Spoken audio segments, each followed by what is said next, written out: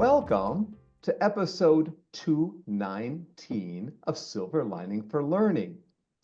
I'm one of the co-hosts tonight, and this is season 5 near the end. Season 5 ends in 2 months, actually, on mid-March. But my name is Kurt Bonk from Indiana University. With us as well is Dr. Chris Dede from Harvard University. Also with us is who's been in China for quite a while. It's welcome. Big warm round of applause and welcome back to Dr. Yang Zhao from Kansas, who often hangs out in China and Australia and many other places around the world when he's not writing one of his dozens and dozens of books. So that's the crew with us tonight. Punya Mishra. Lydia. Oh, I'm sorry, Lydia. Lydia. So Punya Mishra is not with us tonight. He's in Arizona State, and Lydia Cao from the University of Toronto. And now we have guests with us. And let's just say that I was sent some information about this show, and every page had a new acronym that I had to memorize and learn about. And after I got through all of your bios, I said to myself, actually, not at the end, in the middle, and then at the end, what did I say? I said, we're going to have too much for one episode. We're going to have to invite these people back, but it's going to have to be, Dr. Chen, when you have a new announcement, when you have something substantive to say. Tonight is going to be a wow session because we've got people who are interested in lots of different areas of sharing online contents with others and why that is, why learning has become so important that we need to understand higher educational resources for openness, or what's also called the Hero Center. But there are many other acronyms such as General Education MOOC or the GEM people, Sharing Education in Taiwan, the SET people, Taiwanese Open Courseware Consortium or the TOC people. Like I said, we've got many acronyms that need to be sorted out and figured out, and they need to wow us in them. But Dr. Chen, Kenzen Chen, has got a degree from University of Illinois in mathematics, science, and technology, and worked for a bit at Boise State University here in the US. So he's been in the USA for a bit of his career, but he's back in Taiwan running the Heroes project, which he'll be explicating on in a little bit. Jill Wang she's just been a visitor here at Indiana University, was here for a year, left last July, and studies not algorithmic digital dashboards, as well as VR and other sorts of engaging technologies for learning, including Scratch as a tool for kids programming. She's interested in VR. She's interested in learner-generated text, and also interested in EFL and ESL learning. We also have guests with us tonight who are interested in TESOL, computer-assisted language learning. I'm talking about Anna. She's also interested in, I don't know why, it says Dancing with the Stars, and global collaboration. And we have another guest with us tonight who's interested in professional development, teacher professional development, and global collaboration among teachers between US and Taiwan and other parts of the world, and that's Anna. And then finally we have a person, Wendy, who's looking at MOOCs and open education practices, as well as open educational resources and glocalization. Maybe she'll be able to explain what glocalization is. We have another guest, actually, finally, with us is Elva. And Elva is interested in online escape rooms, which is interesting, as well as this Ministry of Education Cool English website. I'm not sure why the Ministry of Education built a cool English website, but she'll explain that to us, as well as self-regulated language learning. She is a doctoral student. She hasn't finished her degree, so maybe it will influence her a bit from tonight's conversation. That's a brief introduction of people in here. I will say that they're exploring ways that MOOCs and open education can be used to educate people towards lifelong learning. And I think they've had 600,000 people benefit from their work. And they've also worked not just with college and beyond, but with high school. I think 1/3 of that represents a high school population that they're working with as well. And maybe we need to have Kenzen start us off and explain a little bit about their work and what their goals are and ambitions and their mission and their accomplishments. So you want to take over at this point. Okay, cool. Thanks, Kurt, and for inviting all of us. I'm Ken, and with Anna, Joe, and Wendy, and Elva, and I'm happy to work and study with the four brilliant, tech-savvy, mindful teachers and PhDs. And each of us will share their small story in our careers as teachers, teacher educators, and online instructors. And Before you do that, I want to do a yeah, mic check. Is this coming in yeah. loud enough for you, Chris and Lydia? It is. Okay. Go ahead. Okay, Yeah. good. Yeah, thanks. Yeah, so the overall topic for us is how heroes in Taiwan educate the new learners. So for me, I would like to share a bit of context in Taiwan. Actually, for this weekend, so that is yesterday and today, it is the college admission exam, and there are about 1,200,000 applicants who are taking exams right now, and about 60% of the college seats are opened, and student will get admitted, and after this examination, and they will have a paper and pencil test for these 2 days, and there will be an orals in April. March to April, so it's a kind of a big exam for all senior high school graduates. Yeah. So in past about 3 to 5 years, and Taiwan have two big I would say reforms. And in the past, probably in the beginning of the century, the reforms are kind of having a very specific goals, like we would like to build up like financial literacy. We would like to build up the coding abilities, something like that. But after we are entering the third decade of the century, the reform becomes we need to teach students the ability to learn how to learn, or the ability to guide, or even make a good command to how to work with AI, that kind of thing. So back to 2019, Taiwan has a new curriculum guideline issued. Yeah, so the new curriculum guideline asks some new reform and ask schools to cope with that. So for example, we chopped down a certain proportion of the required course hours in high schools, and we added the ICT and engineering as part of the required national curriculum, and we also increased the self-directed learning hours with regarding to the students' career development. So we ask students to explore their future majors in colleges, or we want the student to build up their own project-based learning project. Therefore, they can use this learning experience to build up their learning portfolios and be used in the admission process, so they can build their application packages for their colleges.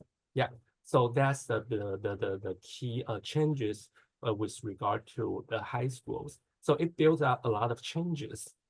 And the second one is after the COVID, and the Taiwan government has a funding initiative we call the Every Students Use a Tablet in Class.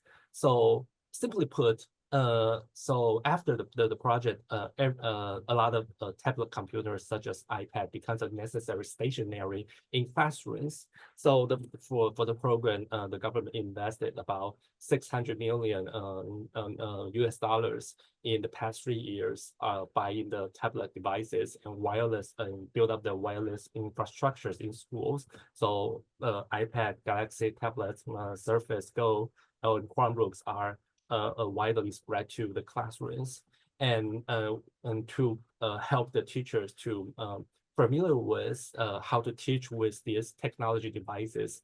The government create two mandatory learning-based government-owned learning management system. So one is the cool English, just like just like Kurt mentioned, and another is we call adaptive learning platform.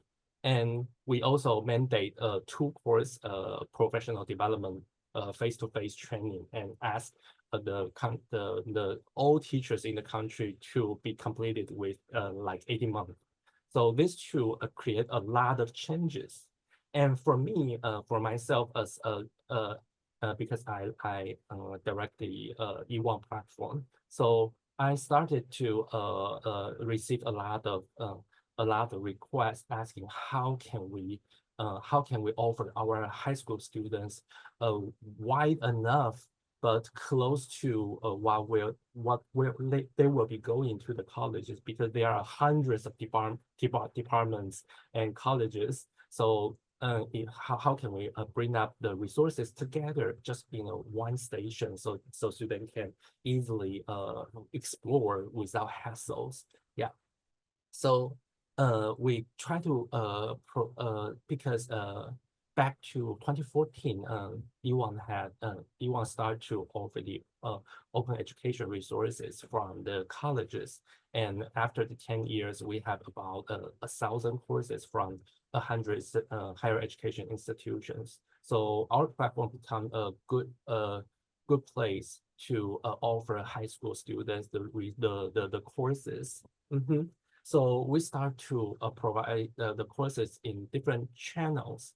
So previously, probably back to before 2020, we try to share their resources to the within the institutions. So we call the summer online school.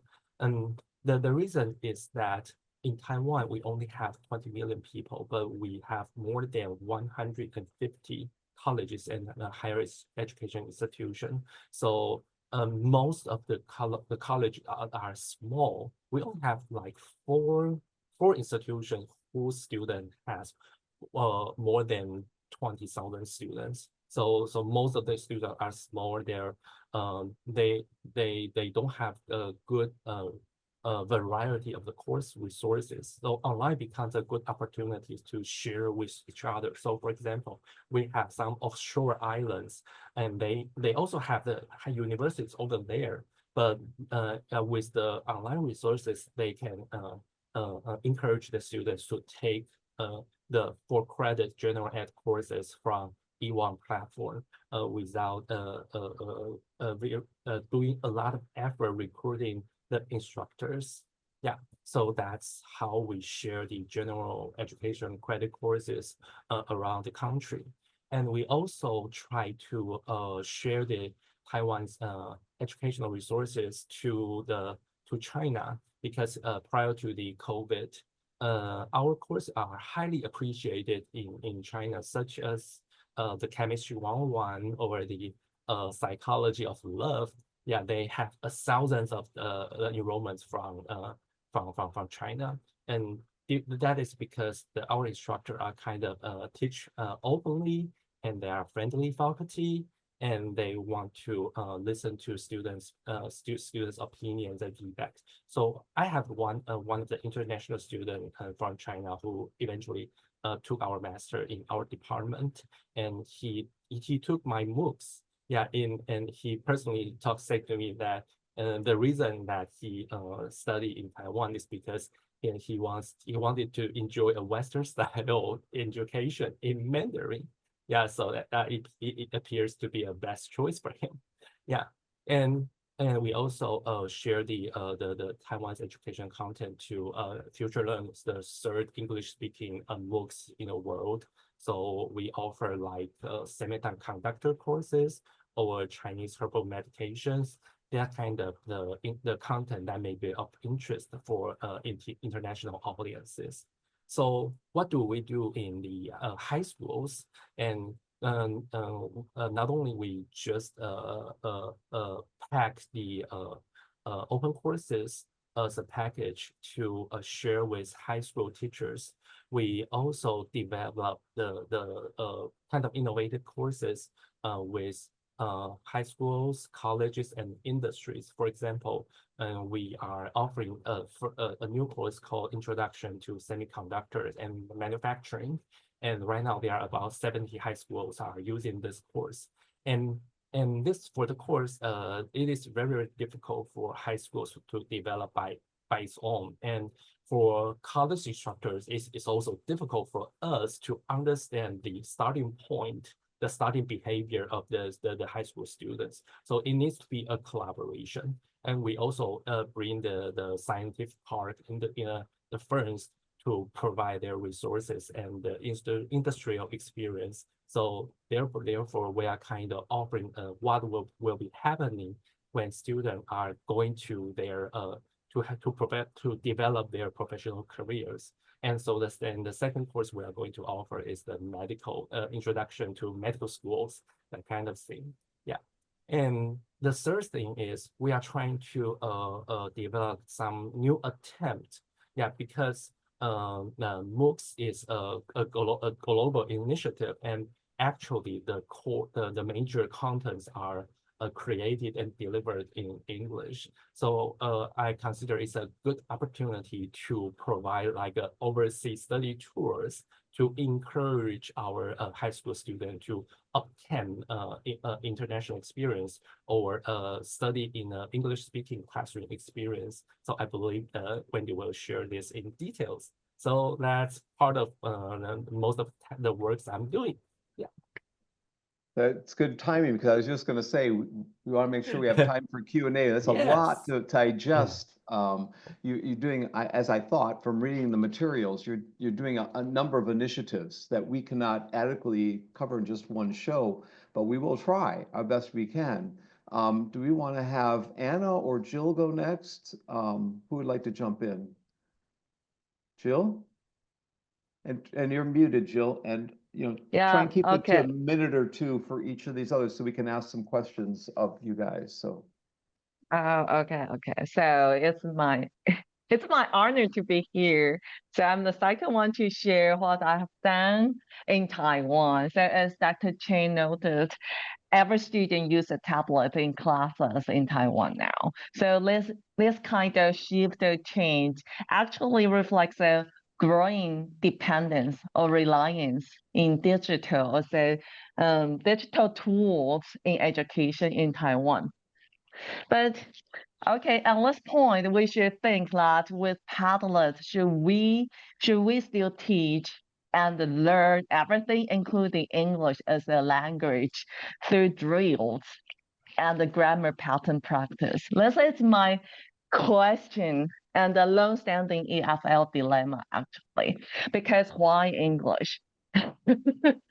Because why English? Especially for my students, they are the learners with insufficient cultural exposure in community high schools, because this kind of insufficient cultural exposure to language or to cultures or to the foreign exotic stuff may probably hinder their motivation, their actual needs in living environments to use or to learn English effectively. So the challenge is that even with the Padlet or a lot of multiple digital tools, do we teachers still convert static documents such as Word file and the PDF file into fully interactive digital format? Is it enough?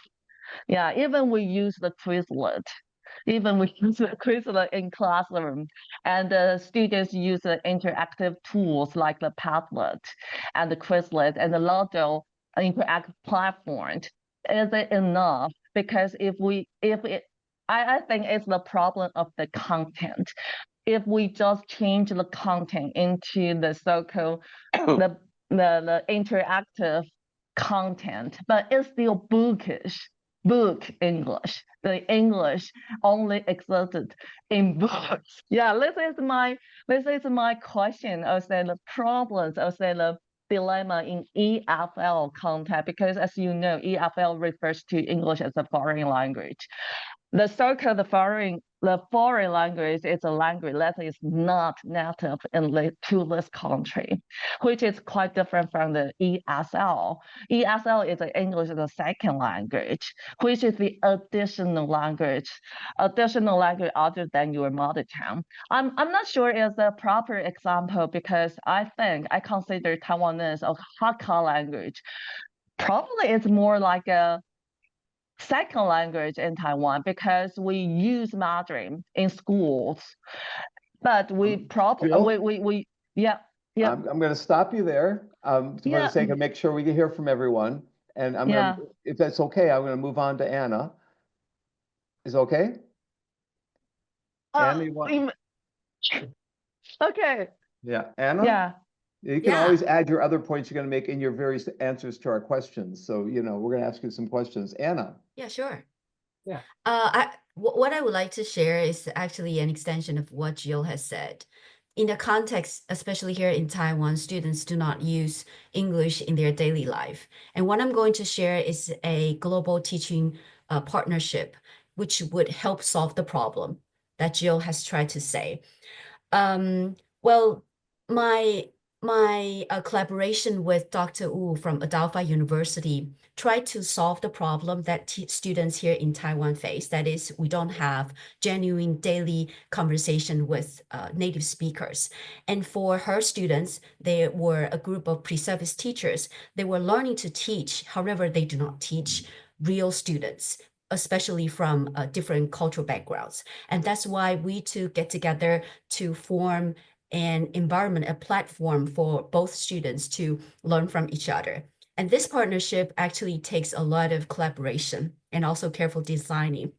In my class, my part is to prepare my students with key vocabulary words, sentence patterns, and reading materials related to the topics that the pre-service teacher would cover in class in the live sessions. And for Dr. Wu, she would help review students' slides so that those slides were clear, engaging, and also suitable for my students in Taiwan. So after a few iterations of discussion, our students get online during the live sessions. My students would put into small groups, and each group was led by a pre-service teacher. So we make sure that students have sufficient exposure to genuine interaction in English, and every kid has the opportunity to talk. And my part, I would step back as an observer to take a look at my students and make sure the internet was working. And as you know, that technology disruption happen from time to time. And one of the feature of this partnership is feedback. After each session, my students give the pre-service teacher feedback that would help them to refine their teaching methods. And those pre-service teachers would give my students some feedback to tell them what they excelled and also room for improvement. And that was really helpful for both sides. And there was one particular moment I do want to share with you, and that's related to education and also the benefit of technology.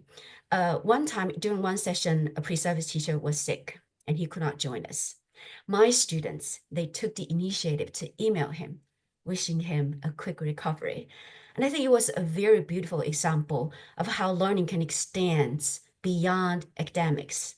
And it's about personal connections and showing empathy. And that happened online. Without technology, this could not happen.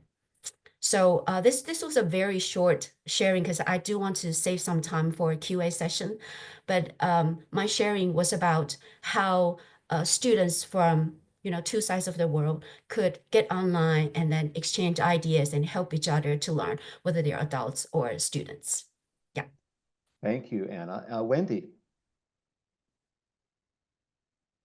Hi. So I guess I will have to continue from here. Okay. So hi again, thank you for having me. On the topic of this virtual overseas study tour, I would like to especially emphasize the joint effort as coming from all the participating teachers here from Taiwan, especially onto this project that is encouraging the blending of local focus with global perspective. Local focus on our EFL context where English, again, as Jill mentioned, is being used as foreign language. But in a way that could be like bringing this challenge, especially when we're talking about EFL learners from our local context and here taking global MOOCs, that are mainly taught in English language, like with English as the dominant instructional language, the kind of open courses can be forming a kind of potential linguistic barrier to our EFL learners in here. That'll be why our VOS project is thinking of refining our open solution through the MOOCs in here by wrapping up these global MOOCs with some locally produced E1 courses, so that we can be guiding them through their open learning process with some properly designed scaffolds. And the key the key integration in here is about introducing translanguaging space, where we encourage students to have their balanced use of their first language. In our case, that will be Mandarin Chinese and English as the second language, so that within this translanguaging space, students are able to build up not just familiarity with the task and technology, but their confidence in using the language and acquiring knowledge through the language there. But of course, we don't want to take the whole thing as the one-shot practice. So that will be why we are thinking of much more focus on encouraging cycles of improvement, like stage by stage, iteration by iteration, like normally what we do with DBR, design-based research. So with the application in here, by the time we all teachers in here work together, is actually our third iteration. Following the first one, when teacher, Professor Kenzen and I exploring the thinking behind and landing on the idea of integrating translanguaging, or the ELF concept, English as lingua franca. And then the second iteration with, again, teacher Kenzen and then me teaching very little amount of, global MOOC mixed with local MOOC support as the guiding, as the scaffold, but again, me being the only teacher there. And finally, voila, the third iteration, where we get to meet all different teachers, different course options, and of course, students of not just high school backgrounds, not just university backgrounds, but high school backgrounds, to truly reach out to a wider audience. And of course, we also talk about activities of multiple purposes, like engaging activities. And on top of this, we have orientational activities, interaction activities, and much more important, that will be reflective opportunity. And that's the whole point in here. We even create a format, a template to guide students through their reflective practice. It's not just coming as a summative practice at the end of the semester. It's like every once in a while, whenever they finish a lesson, they're able to be encouraged to think back on their open learning strategies, not just about their language learning process. So to carry on with this heightened focus on the dual learning about the content, learning about open learning, learning about how to learn. So this continuous cycle of improvement is in a way responding to our MOE's recommendation of not just learn what we should be learning, the global content, but learning about what to learn and how to learn about that self-regulatory practice to be truly implemented and experimented with. And of course, we are thinking of coming up with a following iteration that will be like encouraging students to remove the scaffold, so they are truly becoming their own independent learners and autonomous learners. And of course, we're also thinking about turning this VOS into a very scalable and transformative model for bilingual practice, for translanguaging practices, and for at least this blending of local perspective and global perspective. And to get back to the key term, that will be localized practices in open education. Right. Yeah. You've done so much, it sounds like you've written this, and if you have written this up, please send it to me and I'll share with the team here. So I'm very interested in this. It reminds me of my R2D2 model, read, reflect, display, and do. But yeah, I'll be looking forward to reading this. Sounds like you've just written it because it's coming fresh off your lips right now. So we need to get Elva as the final, just for a minute or two, Elva, and then we got Young will jump in with the question. Okay, can you hear me? Sure. Yeah. Okay, hello everyone. So in my part, I will talk about take child to find out their world, because I am an elementary school teacher in Taiwan to teach English. Yeah, to teach K-12 students English. And I think to support K-12 learners in their digital journey in learning English here in Taiwan, we called MOE, and the whole name is the Ministry of Education. They has several programs to integrate students' digital learning into schools in learning English. So from providing devices like Professor Kenzen have talked about tablets. Every student, they have tablets to creating their digital learning, and they are laying the foundation for some generation. So why are we shifting from traditional teaching or even ebook teaching to online and digital learning on learning English? Because we made this choice because we've seen how digital tools open up new generation of creativity and engagement in students' learning. So they are not just about teaching content, but creating students more interaction experience with English.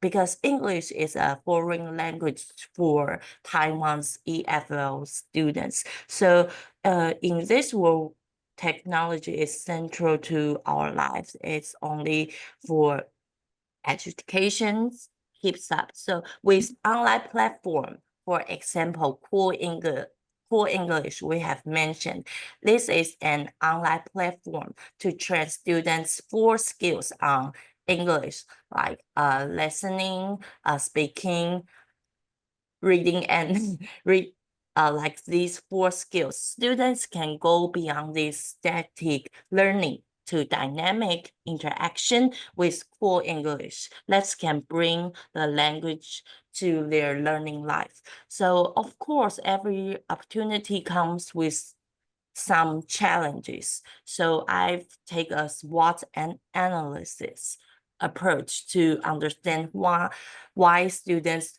digital learning for their English learners.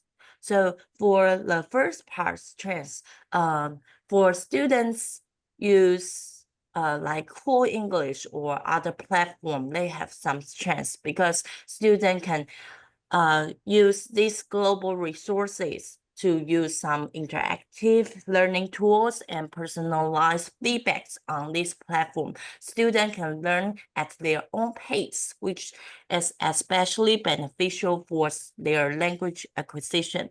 But secondly, for their weakness. I Yeah. think we'll stop you there. Okay, For the sake of time, we can always get to the other part of the SWOT that you've conducted.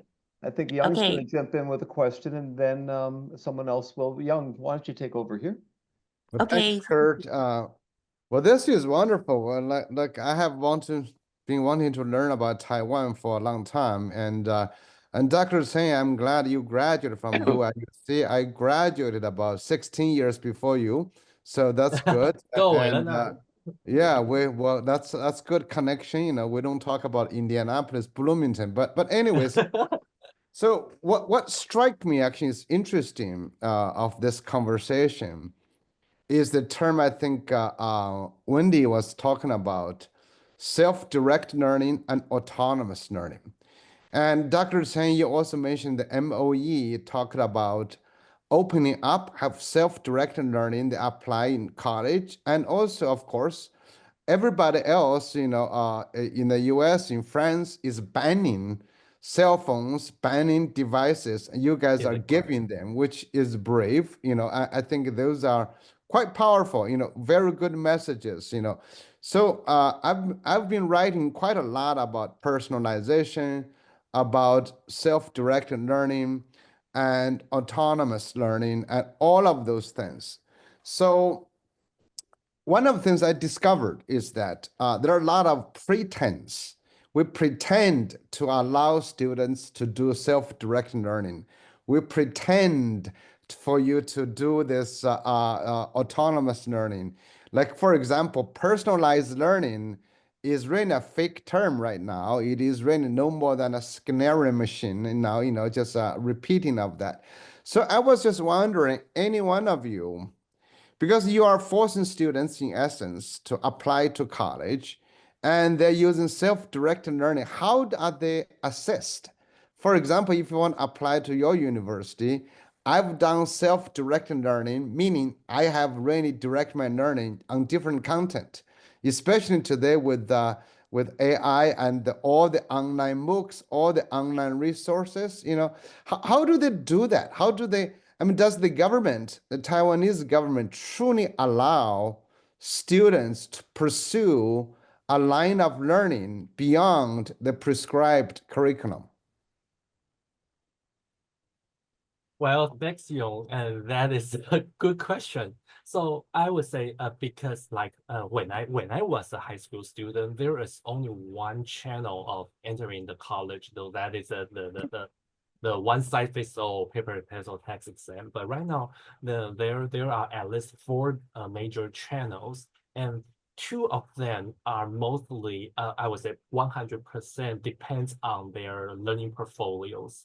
So students have the opportunity, and as well as college faculty, they have the opportunity to read their portfolio and have like an interview with the student. So at that point, how you present, how students present their self-directed learning experience become crucial, because that is the way that faculty and student will know each other and whether the student is appropriate to study in the department and so on and so forth. So I think institutionally, there are some mechanisms to promote self-directed learning, both in high school part and the college part.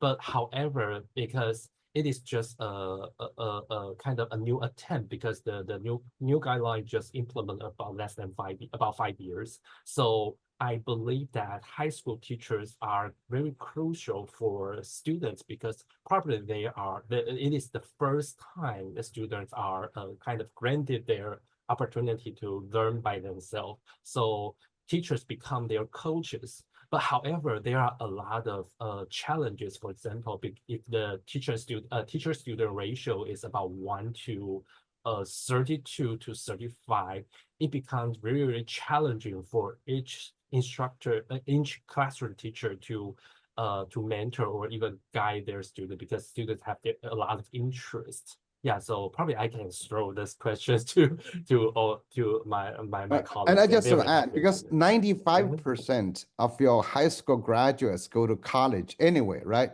So there's Yes. not much selection anyway. So practically everyone gets to go to Mhm. college. So really does not matter, right? I mean, it's in that sense. I don't want to take all the time. I'm just curious, but because college education is mass education already, right? If you think about Yeah.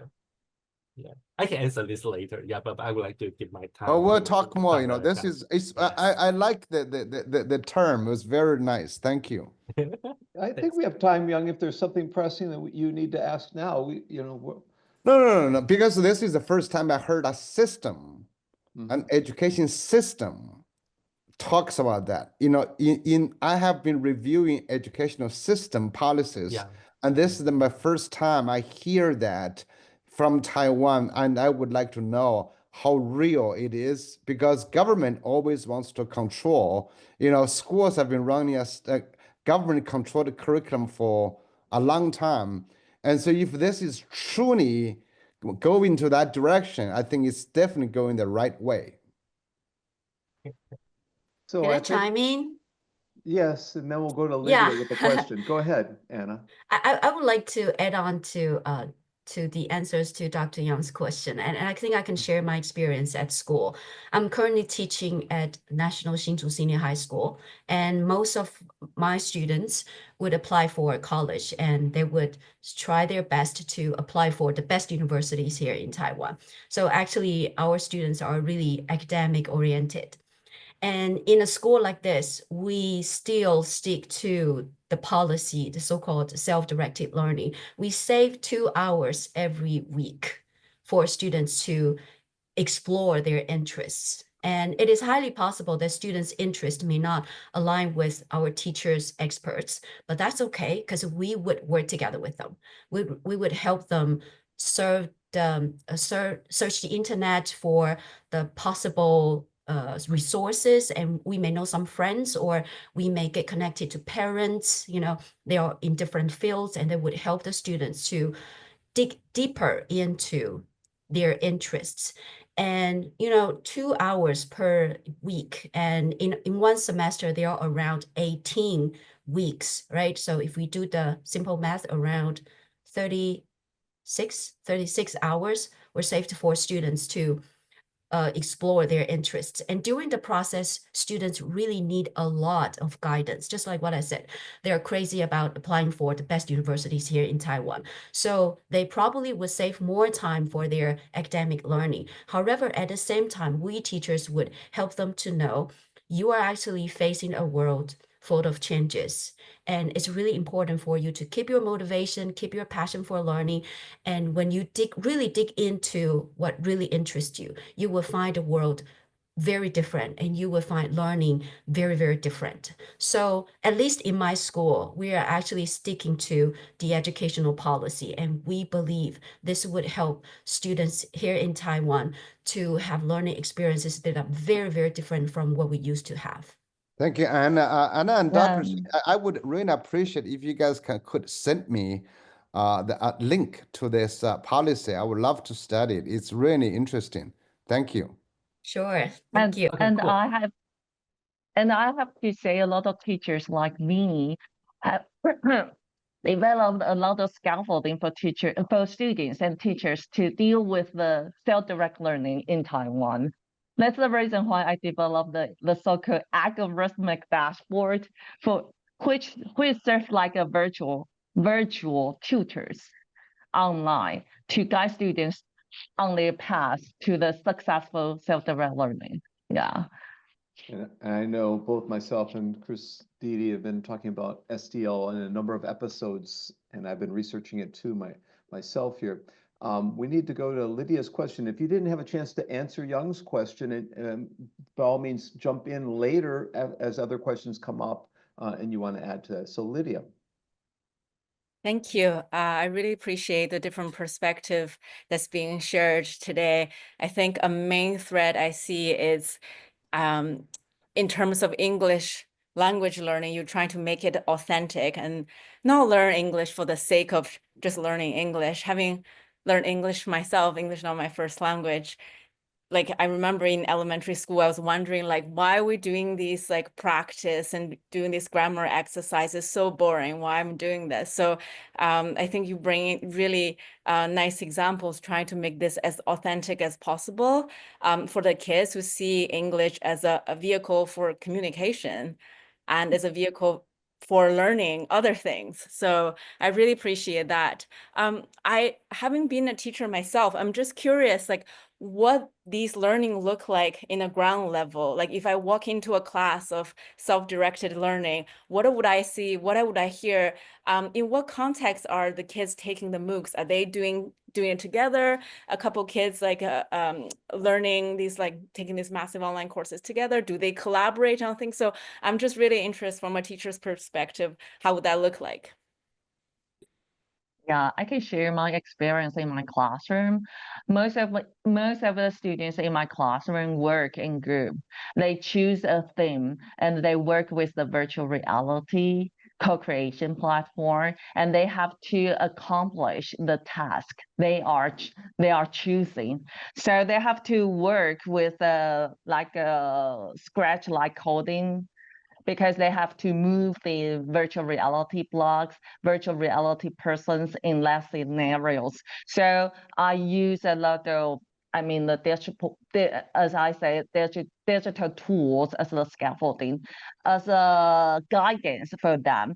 For example, the algorithmic dashboard developed based on multimodal data, so they can see the prediction insights on the dashboard, and they know they are on the right track to the end. Yeah.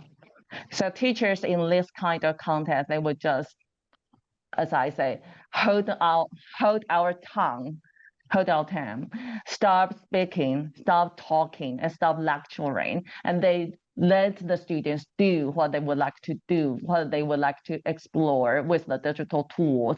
It's kind of like a project-based learning, and then the virtual tutors will be the electronic devices. And also in this kind of scenarios, students will face a lot of the quarrels or the emotional dilemmas in this kind of path. So I will use the sentiment analysis and emotional scaffolding for them. Yeah. So Jill, as you were explaining that, Dr. Chen has added an explanation to one of Young's questions. Did you want to briefly, Dr. Chen, get this on record here for people listening later on? Okay, yeah, certainly. Yeah. So I believe previously Young asked a question. So if every student eventually get a seat in college, does it matter to have the self-directed learning experience? So I have two observations. So the first one is it really depends on the institutions. For example, so the institution I'm working is the Tier 1 research institution in Taiwan. So we faculty are really care about whether the student they are a self-directed learners, because we want them to be success as a student and in the future alumni. So we do care. But I believe due to the kind of a replacement fertility, we have less and less children here. So there are some other institutions, they may the key factor probably is not about the SDL, but rather than if the student is whose home is really close to my campus. So I believe that the student will stay. So it acts that it's just a variety of the opinions. And the second one is for my institution, we recently have the IR division of the university. So it does a kind of internal statistics, internal research about how our student performs. So like I said, we have four major track of getting into the colleges. And in our internal research, we continuously find out that for the students, if we have the chance to interview the student, we have the chance to look up their portfolio. For this, the student from these two track, they always perform better, such as like becoming a student club leader and less dropout rate, less failure rate, and they get a better job. So this kind of students are always perform better than the traditional track. So it is just only depends on the paper and personal exam results. Yeah, so based on and because the results are kind of consistently across the Tier 1 institutions, so I believe this policy will be supported by college. Yeah, so if college support this kind of entering the examining systems, and it is unlikely for the government to go back to the old road. Okay, thank you for that. Chris has a question for everyone.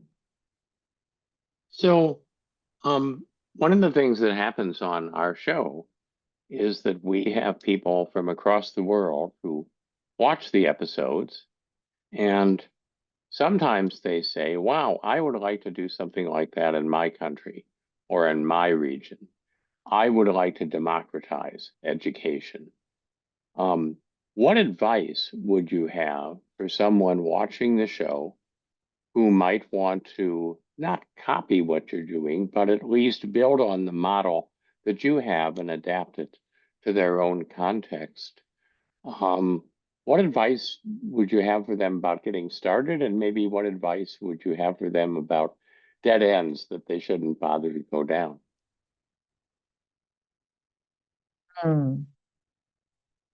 Yeah, who else Yeah. will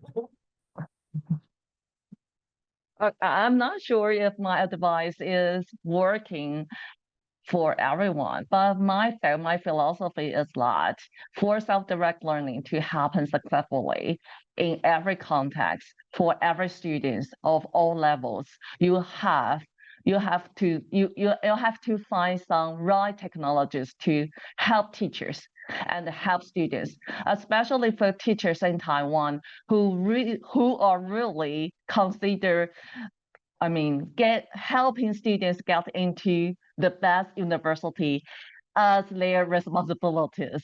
Yeah, you probably need some virtual tutors. Yeah, which is help assisted by all kinds of technologies. So teachers have the so-called the technology knowledge, technology, concept to help them to help their students in the path of the self-direct learning. Yeah. Yes. So All right. Can I have a quick word in here to follow Yeah, up please. that on to Jill? Yes. I was think gonna it's suggest. about, yeah, thank you. Refining the pedagogy. It's not just from the teacher side. We have this openness enhanced by allowing more inclusivity or higher level of accessibility, not just like opening up the course, but the course model, so that we can have teachers invited to come and reshape the whole thing for different cultural backgrounds, not just like teachers, but students as well. And also when it comes to inclusivity, I think it's also equally open to open up the opportunity for students to come and join, like those different types of activities we open up for students to learn. And especially the reflective practice, they've also got the right to master their own learning, to design their own learning, and to truly slow down, adjust their own pace. So again, it's coming back to the openness being applied in here. And of course, the mindset is the whole thing with technology coming into incorporated. They know about that, but the most important thing is that they know how to utilize that for effective and more personalized and even meaningful and authentic learning. So for us to get back to Dr. Yang's questions, like assessment being practiced in here in the form of reflective practice there, but for assessment for learning, assessment as learning. So they have got their own maybe like within their hard portfolio, but it's not just like within classroom walls, but outside classroom walls. Yeah. Okay. Thank you. Annie, I can want to jump in. I would like to jump in. The advice I have for all of the listeners is to seek opportunities for collaboration, because you can never do it alone. You need support from people in your country and also people from different countries. And for situations like this, you can reach out to experts or teachers, educators from around the world. And when people get together, I believe there would be something different. So Thank you. in short, students working group and teacher working group, that is called collaboration. Yeah. So I have We another need- question. So you have so many English EFL learners. You have core English. Do you think it's really worth teaching with AI, with all the great translation tools, with technology? Do you think teaching English to Taiwanese or require it for everyone is necessary? I played with this idea in Australia with a lot of second language teachers. Everybody hates me, and but I'm just playing with this idea. Just say how. What are you thinking? Of course, if people are interested in language, they should always learn it. If they want to become a linguist, is always learn it. But really, Yeah. for required course for everyone, is it necessary? Just for everyone. Think about the outcomes of learning, right? I'm very interested in this topic because I think English is essential for our students in Taiwan. But the problem is that how they learn English and how they persuade them to use English, speak English in their living in context. The reason why I say English is essential for our students is because even on Wikipedia, if you search for elephants, No, but don't you think you can using throw any translation? No, you use the Chinese character to search elephants. There are probably only 3 or 4 types of elephant on Wikipedia. But if you use elephants in English, there were hundreds of results on Wikipedia So to you know show more them. about elephants, but what's the point? So now you I know mean, they hundreds have of to. elephants. Yeah, I mean, this is a Is one that really example. important? Now you know No, 100 elephants? No.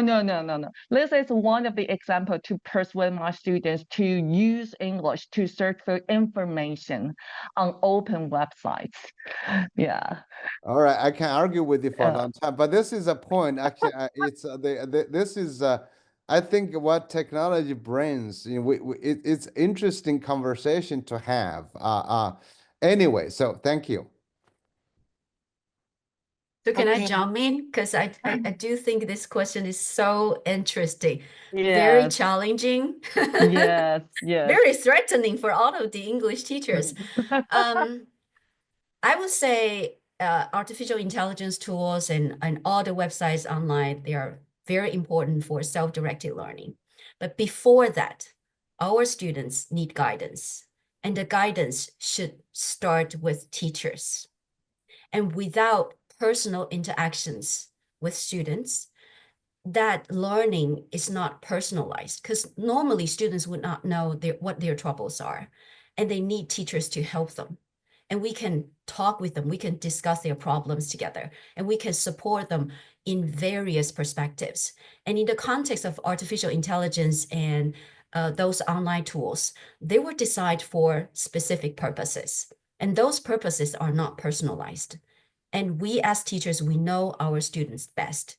And through iteration of discussion and everyday observation of my students' behavior, I think my suggestion to my students would be very different. And when it goes back to the purpose of learning a language, language is always for communication, and communication happens between people. Okay. So I Oh, think I'm And gonna.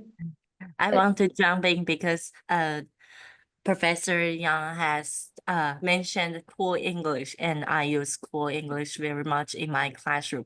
And because in my elementary school, students, they use cool English very frequently because I can assign some online tests to them. But actually in on cool English platform, they also have some AI tools to help students to use some English to output their some English learning. But for my in my classroom, I also use these AI tools to help students. But in my way, I just use students to use their like target sentence or target vocabulary to put into the AI tools, and they need to practice their target sentence by themselves and then put it into AI tools. Maybe generate some listening scripts or generate some pictures like AI pictures. But I just let students to make their sentence by themselves and then generate into AI. So students will be very surprised. Wow, my English learning can generate some listening scripts or generate some AI pictures. So it will be very surprised for them, just learning by themselves and use some AI tools to help them to make more outputs like this. Thank you. Thank you, Elva. I've got a clarification question before we end tonight, and then just a general question. Kurt, I'm sorry. I just put a web link of one of my playful articles. You guys can take a look at about second language learning necessary, and then there was a podcast that was done as well. Thanks. It's just for fun. Don't take it too seriously. Okay, otherwise you'll hate me. Okay, after this. No way. Yeah. Okay, thank you for that, Young. I appreciate you jumping in here actually, because you've helped enliven the show. I do need to have someone explain or define what EWANT is. Is this acronym stand for anything? Is it just specific for Taiwanese people? They greet each other? I mean, what does it, and briefly in 10 seconds or less, what is this? Okay, so E1 stands for education, the education you truly want. So we want to provide all the higher education contents, mostly in traditional Chinese, available to who else who has the internet access and who wants to learn. Yeah. Education that you want. Okay, I'm dumb in asking that question. I really feel stupid, but okay, thank you for clarifying that. I have another issue before Chris introduces the next show, and I will say this has been enlightening for all of us. This has been a wonderful show. I want to spend more time with you, and I hope to come visit you all in the coming year. So I want to get back to Taiwan. You've been going for almost 20 years now. If you look at TOCC, that was created in 2005. This is 2025. That's 20 years, Yes. right? There's a 20-year history. Has the government been equally support? And I think your number one thing you're trying to do is equity, right? equity's the Yes. focus for you. And I don't think Mhm. that's come out in the show yet so far. Indirectly, it has with global collaboration and whatnot, and remote island teaching and whatnot. Yeah. But given this rich history, and given the number of courses, 1,100 courses maybe, or 650,000 enrollments impacted, has the government endorsed you, promoted you, increased your funding, decreased your funding? How are they treating you? And maybe that you don't want to tell on the record here, because no, I mean, how are you looked at with, is your funding pretty stable that this will continue, or do you have to get, are you self-funded? I'm just, as a final question, can you explain some of that? And maybe besides Dr. Chen, maybe one of the others can add to it, and then we'll have to introduce the next show because we're running short on time. So in a brief couple of minutes here. Okay. Yeah. So financially, Yi-Fang is kind of two-thirds self-supported. Then some of our from the government government grants, and their funding are continuously stably decreasing over time. Yeah, because in Taiwan, our government has a funding culture that means everyone need to be funded equally. So everyone are funded a little. Yeah, so we need to find out a good way to survive as a social enterprise and still to provide the educational opportunities without let us burn out. Yeah. Okay. Does anyone want to add to that from their perspective? Anna, you have something to say there? Can I have a quick point in here? Yeah, for sure, Wendy. Sorry Yeah. about that. As one of the frontlining teachers who are encouraged to make a lot more massive open online courses, we don't actually feel increasingly financially supported. But in terms of the spiritual support, I think we got a lot more info about how to make these kind of courses and what kind of one-on-one training we can be receiving from maybe teachers coming from the same institute or from some other departments there. So in terms of external support, I think it's increasing. But when it comes to the actual financial support, I think that this is normally coming in the form of maybe the awards, maybe like additional findings like we can be applying for. But I do believe with this policy or educators or administrators, they would love to help us more. The support can be coming in so many different formats. Yeah, and I would love to see more coming from different perspectives, coming from different sides. Yeah, thank you. Yeah, so the collaboration and connections from bottom up become more and more crucial for all of us. I think, as Chris alluded to, people who listen to the show or watch the show down the road 4 months, 6 months, a year will want to know more and will learn a lot from this episode, but will be seeking more info. You can contact me for their emails if you want to know more about their program. I want to thank you, Wendy. Thank you, Jill. Thank you, Elva. Thank you, Anna.